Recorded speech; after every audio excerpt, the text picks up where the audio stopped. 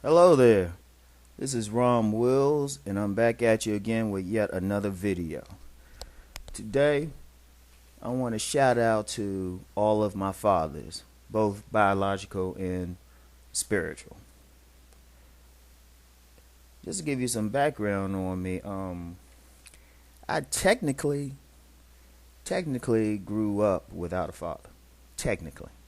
Because my parents stayed divorced when I was very young, and I was out of contact with my biological father, at least until 14, and really didn't develop any type of relationship with him till I was, much older, in my 40s. And this is nothing. This is nothing against him, because even in this video, he will get shouted out as well. But the thing is, as I say, not a disrespect against him, but I didn't miss him to the extent because I had several fathers growing up, several, not just one man, and not just biological or someone related to me, but also just men who influenced my life positively, throughout my life, even to this day. So I want to just give a shout out to all of them. I want to first, give a shout out to my biological father, Jerome Wills. From him, I got the genes, I got the will, got the body, the health, everything. Because he was a very good athlete. I mean, he is someone who, even though he's in his 70s now, is in very good shape, and that was his gift to me. And then there's also his father, my grandfather Everest Wills, who I've never met him. I've never met him. All I have is a picture of him, but I can still feel his presence. His influence is still in my life. Once again, through the biology, and then I'm finding out there are some personality traits that are similar. But on my mother's side, that's where the men in the family really stepped up to, be that father figure to me. First I want to shout out my uncle James R. Dowd, who, I called him Uncle Sonny. He was Uncle Sonny. From him, I learned how to be around people. My Uncle Sonny, he was one of those dudes. He looked like Billy D. Williams, but he was smoother than Denzel Washington in Training Day. That he is somebody who has the charisma of 10 men. I really learned how to talk with people around him, how to be with people, how to get them comfortable around me. And one of my fondest memories is actually of a time he actually jumped on. I mean, he got in. He jumped on me when I was 7 years old, and he had picked me up to take me to church, and my hair wasn't brushed.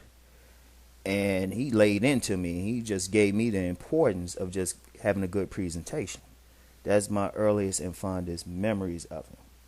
I love him, and just watching him helped me a lot. So happy Father's Day to him, Ashe. The also had my maternal grandfather, James Dowd. That dude was an old school Mac. All these dudes out here thinking they cool and whatnot. Nah, forget that. That dude was an old school Mac. I mean, that dude was just smooth. How he just carried himself. I mean, just sitting around his house, that dude would be like suited and booted, sitting there with his pipe just chilling. There was also my step grandfather, Conrail Durant. Ashe. May he rest in peace. All of both my grandfathers are passed, but you know, even though he was my step grandfather, he really stepped up. Now from him, I learned how to spit that game, that hot fire. Because that dude, that dude tried to talk his way out of anything. That dude, he say, look, just give me 5 minutes. I'll talk. I'll get this dude doing whatever I need him to do. And one thing I got from him, I got that hustle from him.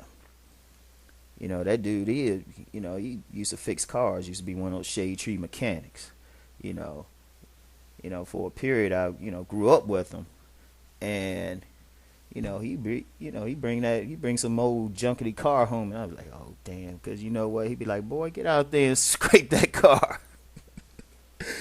And even he just in other ways too, because I remember, he used to get ready for work. He used to be a security guard at this government installation, and you know, I would just sit there, watch him get ready. He'd smooth his pants, smooth the crease in his pants and everything, and I would just do the same thing. And he wouldn't say anything because he knew I was watching him, and he understood everything he did. I was paying attention to, and so he was very mindful of that.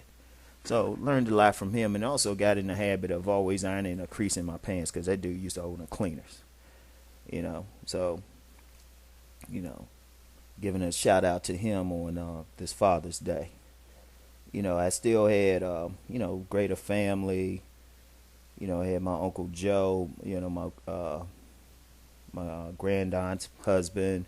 Had my Uncle Junior. He was really, my Uncle Junior is really my cousin, but I come from that time. If a cousin was significantly older than you, didn't be like cousin this or whatever, or call them by their name. You called them uncle or auntie. That's why I call a lot of my cousins uncle or aunt, even though they technically my cousins if they significantly older than me.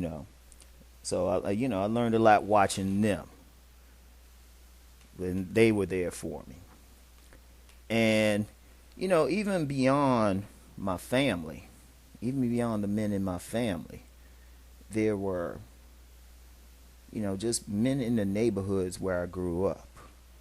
I remember one of my fondest memories was when I was living in Southeast DC, and it was me, my mother, and sister, and we lived in what I now know to be kind of like a mother-in-law suite, like one of those little side apartments to a bigger house.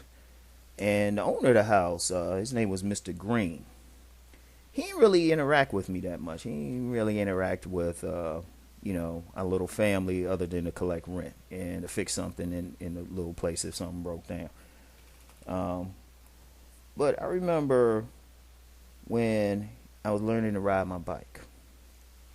And, I was just getting out there, took the training wheels off, but I kept, I would keep falling. And, I was in the middle of the street. I remember he came out, I think he had to be going to church or some church event. It wasn't a Sunday, but he had to be doing something important. And that dude came out, he had like this double-breasted suit, shoes shined, everything. That dude was clean. He saw me, trying to learn how to ride my bike, like out there in the middle of the street. Mr. Green walked out there with his suit on, grabbed me by my neck. And it wasn't like hard. And he said, okay, pedal, boy. Let's go. Let's pedal. That dude, as I was pedaling, that dude was doing a full sprint in a double-breasted suit and some like nice ass shoes. And he just held my head up and just until I was just able to go on my own. And I'll never forget that. Just like that. He didn't say, he didn't introduce, like I said, he didn't really interact with me that much. Other than maybe a hi if I happen to see him. And, never had a conversation with me. But he picked up this 7-year-old boy and just ran along with him as fast as he could in a suit. Didn't break a suit. Didn't break a sweat. That dude was smooth. He didn't break a sweat. And, and I'll never forget that because, I'm not sure how it is now exactly. Maybe it is, maybe it's not. But back then, if you were a young boy in a neighborhood, other men would always look out for you. The older men would always take you under their wing and they would talk to you. So I want to give him a shout out, Al-Shay. Later on I didn't always live in the Southeast, just growing up in, I was raised, ended up living with my grandparents like from the age of 10 throughout my teenage years and early 20s.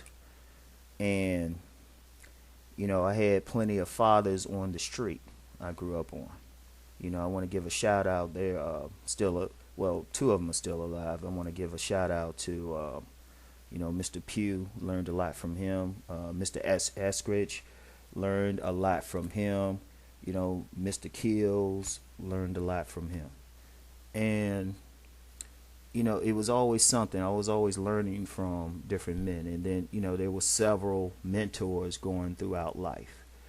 And particularly in the black community, we always hear about, oh, these kids don't have fathers and all of that. Well, that's another video about that.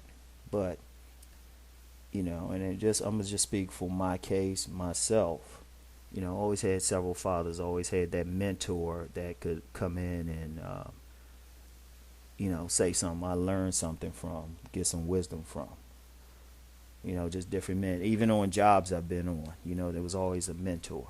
So on this day, on this Father's Day, June 19th, 2016, I just want to shout out all of my fathers. So, for the ones who have transitioned, ashe. For the ones who are still living, enjoy your day to day.